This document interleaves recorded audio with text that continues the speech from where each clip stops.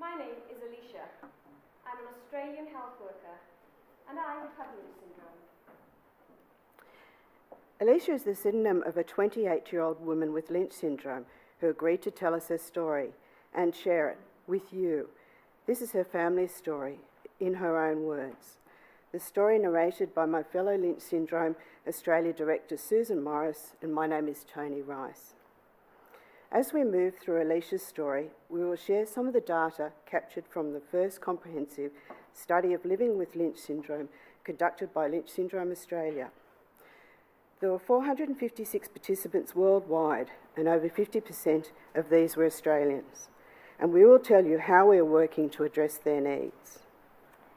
For the past 4 years, I've supported my sister and my mother's repeated battles with bowel cancer, pancreatic and ureteric cancer, after they were both diagnosed in 2012. I got tested for Lynch syndrome 2 years later.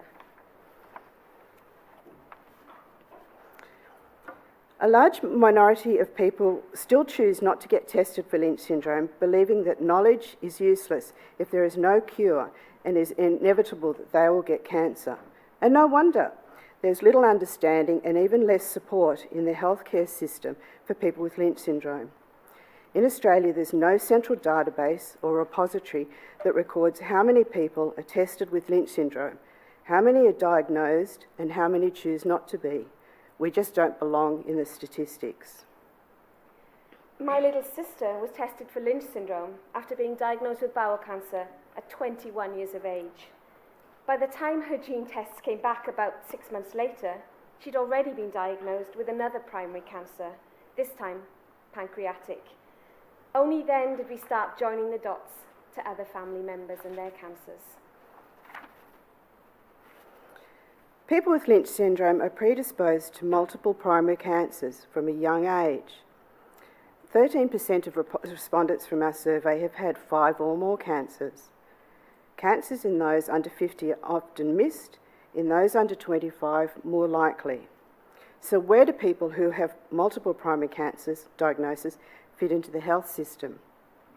The support is around living well after cancer, after you're in remission. If you have Lynch syndrome, you are never truly in remission from cancer. It's the last cancer that you experienced. Think about the language that's used. Healthy living after cancer, surviving cancer. People with Lynch syndrome can only be described as having survived a cancer, not the cancer, the only cancer, a subtle but vital difference. It's important to acknowledge, however, that regular surveillance in some individuals with Lynch syndrome may never ever get cancer. If only our GP had taken a cancer family history, then we could have been on the lookout. Mum's father died at 55 of bowel cancer after bowel cancer at 43 and biliary cancer at 52.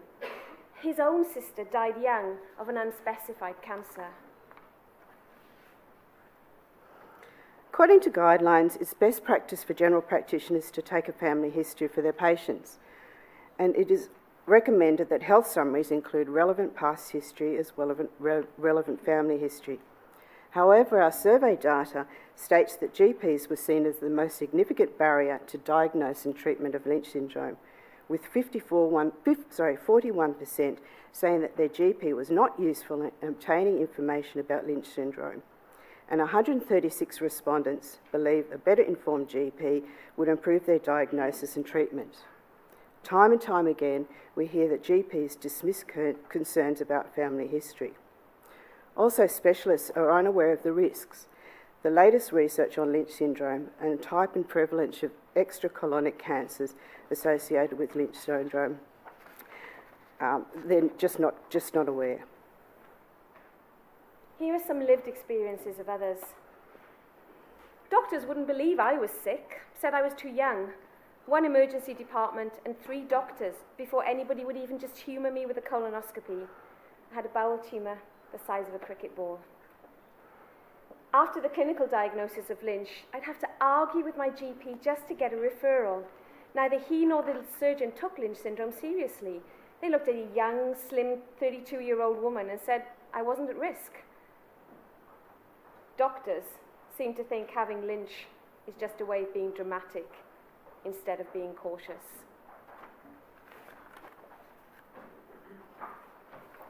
For more than half of those with Lynch syndrome, diagnosis becomes after they find out they have cancer and at the same time that they are dealing with complex and arduous treatment. It usually takes some time to understand fully the implications of carrying one of the 4 known Lynch syndrome mutations. A bowel cancer under 50 is a clear red flag for hereditary cancer and Lynch syndrome-associated cancer another key signal. It is also best practice to send all bowel and endometrial cancers in a patient under 50 for pathology testing. Research shows that even in a hospital where they thought they were compliant, only 17% of samples made it through the stage of patient feedback. Over half our survey respondents found out that they had Lynch syndrome after a diagnosis of cancer. That's just too late. Often we are reassured by researchers and clinicians quoting good survival rates and low morbidity from Lynch syndrome cancers. But our goal is not survival or low morbidity rates, it's to avoid cancer. We don't want early diagnosis and good treatment, we want prevention.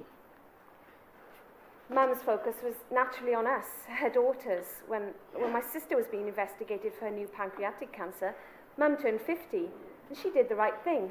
She took the poop test, which everyone gets when they're 50. The result came back positive, and a partial colectomy shortly after took care of a 3 centimetre precancerous polyp. I then looked at the pattern of my grandfather's and my sister's 2 cancers and wondered then, what kind of cancer would Mum get next? And would we catch it in time? Our survey respondents' demographics showed that the majority of people that answered the survey were typically those females, and a vast majority between the ages of 40 and 59, the nurturers, just like Alicia's mum. They were more likely to manage their own surveillance regime and ensure other family members were tested, and more often than not, focused on the health of others, not their own. Individuals with Lynch syndrome are at higher risk than the general population of up to 8 different cancers.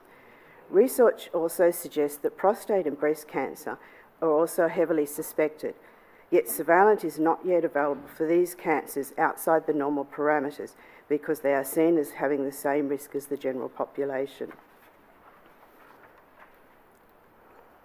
We just don't fit into the diagnose it, cure and go into remission cancer dialectic. There's lots of uncertainty, and many of those, even those who are proactive and those with a positive mindset, can feel like a walking time bomb. Although with surveillance, we can have a great chance of catching cancers early. It was just over 18 months later that Mum complained of backache, despite a recent diagnosis of Lynch syndrome, a precancerous polyp in the bowel, and a daughter with 2 primary cancers in the space of a year. Mum's complaints were just dismissed as a urinary tract infection. She was given antibiotics, but her symptoms reoccurred. But still, no one considered that there was a possibility of yet another cancer.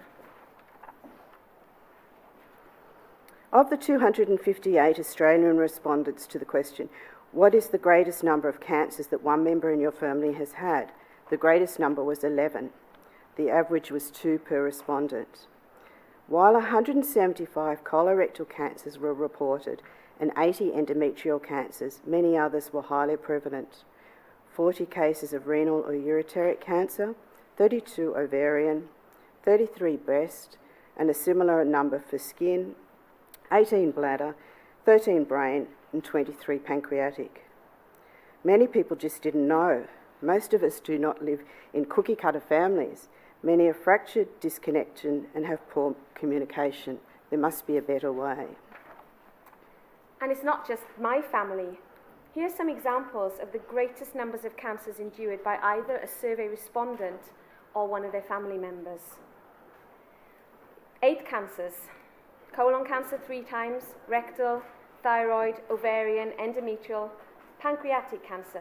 That's the one that finally got her. 5 cancers: bowel cancer age 19, ovarian cancer late 20s, uterine cancer late 20s, tumour in hip joint, tumour in liver age 33. and this was the largest, 11 cancers. Colon 3 times, small intestine twice, kidneys, cervical, ovarian, cancer of the biliary tract, pancreas and liver. How many red flags do you need? What training and professional development is currently provided? What more is needed? We could have chosen 50 other stories of misconnections.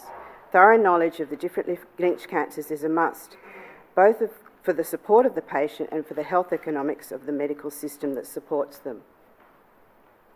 Mum's ureteric cancer was found by an accident during an annual pelvic ultrasound. She just went in to have a CT scan and then it was subsequently diagnosed.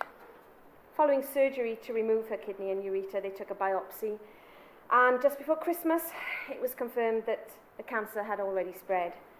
Biopsy was a terrible ordeal for her. I remember that night vividly, because although Mum was in so much pain, she was determined to get back home. She'd promised Dad they would go squidding that night. As they stand, surveillance guidelines are totally inadequate in terms of complexity, subtleness and comprehensiveness. Current evidence-based guidelines recommend nothing other than annual colonoscopy and radical life-changing surgery. Better surveillance for women is long overdue. For the women in our survey, more had endometrial cancer as their first Lynch syndrome cancer than colorectal. But no mistake, women with Lynch syndrome are following the only measures formally recommended. Over 40% have had prophylactic surgery. Colon cancer is very detectable and very treatable. It takes about 10 years for colon cancer to develop in someone without a cancer repair gene mutation, but roughly 35 minutes for someone with Lynch syndrome. If doctors don't fully understand the predisposition, many are waiting well beyond the recommended 12 months to be seen in the public system, and cost and gap fees make jumping to the private system well out of reach. Alarmingly, 75% have delayed their surveillance for financial reasons. Mum died. What did I feel when Mum died? Guilt, just so much guilt. Firstly, guilt because I'd been so lucky when others in my family hadn't been. Then there's the guilt of deciding whether I had done enough to spread the word and encourage family members to get tested and to be screened.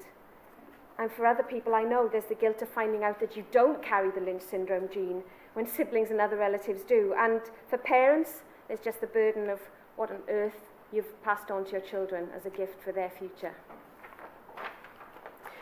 There is no program in Australia specifically designed to deal with the ongoing lifelong logical social burden of living with Lynch syndrome. Our programs are the only one designed to help. Living with Lynch syndrome, cutting-edge website, information, videos, and our recently launched peer-to-peer support group. Why didn't I just insist she get screened when she first complained about backache? I should have known it was a sign. I mean, it really is hard to stay positive, but my little sister has been inspiring. She's had 2 treatments for 2 separate primary cancers and 2 reoccurrences, and in between all those treatments she managed to get married and have a healthy baby boy. The future is looking hopeful. I think it's going to look different in the future, but my plan is just to build a life, have a family, and look forward with some hope. Worldwide, tens of millions of people with Lynch syndrome do not know they are carrying this gene mutation. Best estimates in Australia suggest that only 5% have been diagnosed so far, and that leaves tens of thousands of people still in the dark.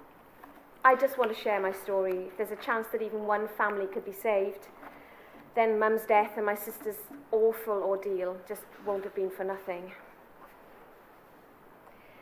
I know there are some people that like to keep quiet and private, but honestly, you don't own your Lynch syndrome diagnosis. It hits the way that you see yourself, and that's why people don't want to share. But really, your diagnosis is a family matter.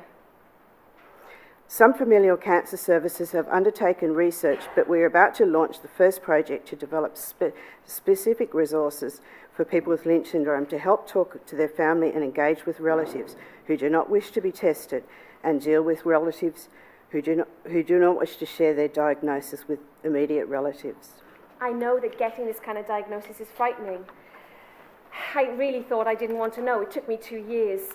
But if it were better understood by the medical professionals, then family histories might be taken. $10 tumour tests might be made compulsory in hospitals. Then We all might be forearmed. There may be a chance for all of us. I'm determined things should be different for my children. If we all do our bit to spread the word about Lynch syndrome, we really can make a difference.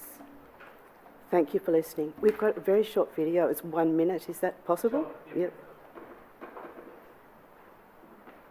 Thank you for listening. We'd just like to show you this short video we have developed to raise awareness of Lynch syndrome. Thank you for listening.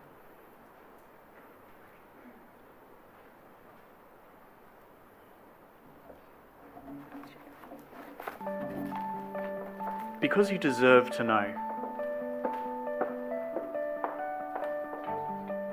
Because you know accidents can happen, you put on your seatbelt. Because you know about sun safety, you make sure you cover up. Because you know about diseases, you make sure your kids are protected. So what if you could know your family had a high risk of cancer before someone got sick? You'd want to know, wouldn't you? Different cancers can run in the same family. And for some families, their different cancers have just one cause: Lynch syndrome. Lynch syndrome is a mistake in one of the genes that protect you from developing cancer.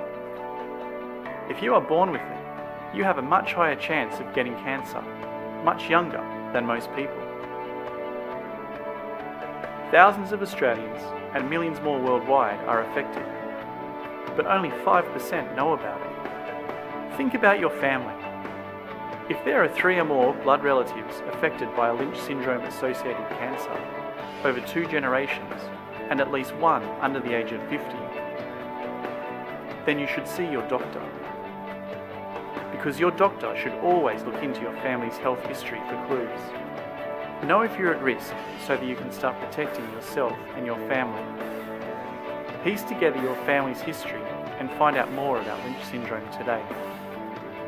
Because you deserve to know.